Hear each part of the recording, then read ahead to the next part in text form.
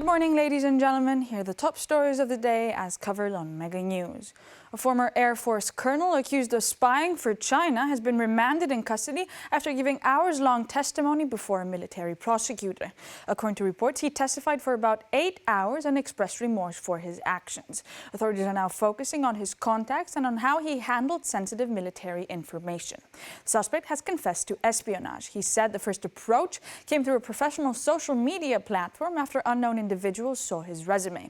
He said a representative of a Malaysia-based company contacted him, presenting it as a consulting firm serving Asian countries, including China. He described initially routine communication that later turned into requests for classified material. He said a man identifying himself as Steven then made contact. After a trip to China, the man allegedly provided crypto wallet codes for payments in exchange for information. The suspect said that when he realized the handler worked for the Chinese government, threats and blackmail followed. In a statement read by his lawyer, he took responsibility and apologized to his country, the armed forces, his colleagues and his family, and said he is ready to face a fair punishment.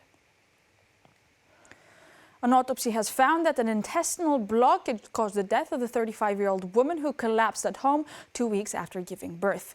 According to the forensic report, a bowel obstruction led to her sudden death. Specialists say the condition can be treatable if it is diagnosed in time. The examiner concluded that in the days before her death, the woman likely experienced severe abdominal pain, swelling, and other gastrointestinal symptoms. Those signs were not recognized as serious and her condition worsened. The incident happened on Saturday morning. The woman was at home breastfeeding her newborn when she began to feel unwell. She collapsed within minutes. She was transported to a hospital, but she had already died. Police are expected to receive the official autopsy report in the coming days. The report will be added to the case file and forwarded to the competent prosecutor.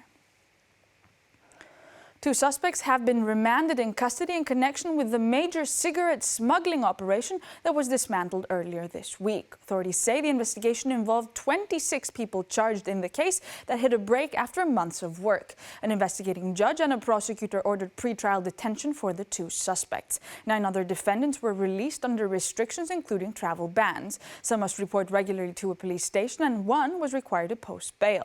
The remaining defendants, including 2 men described as the ringleaders, are set to appear before a prosecutor today. Investigators say the accused brothers, aged 48 and 46, directed the criminal group. Authorities report that the network operated illegal production units capable of producing nearly 8 million cigarettes per month. Products were allegedly shipped abroad, generating profits of more than 5 million euros per month.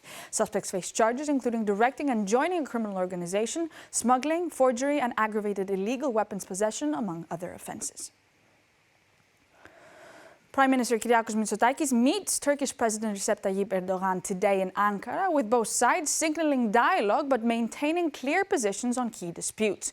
Greek officials say Athens approaches the talks with modest expectations and firm limits as Turkey raises issues including the demilitarization of Aegean islands, maritime zones, and so-called grey areas. Both governments aim to preserve calm in the Aegean and the Eastern Mediterranean while acknowledging continuing differences. Turkish officials recently repeated calls for island demilitarization and accused Athens of linking foreign policy to domestic politics. Ankara also signaled it will raise regional cooperation involving Greece, Cyprus, and Israel. Mitsotakis has stated that Greece's partnerships are not directed against Turkey.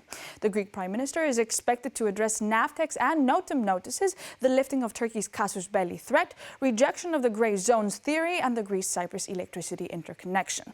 The meeting takes place alongside the High-Level Cooperation Council, with ministers present and possible bilateral agreements on a positive agenda.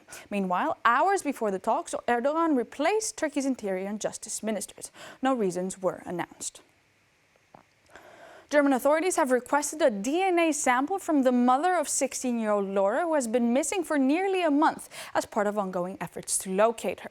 The sample will allow investigators to confirm Laura's identity if a girl believed to be her is found, even if she denies her identity or if biological traces are discovered during the search.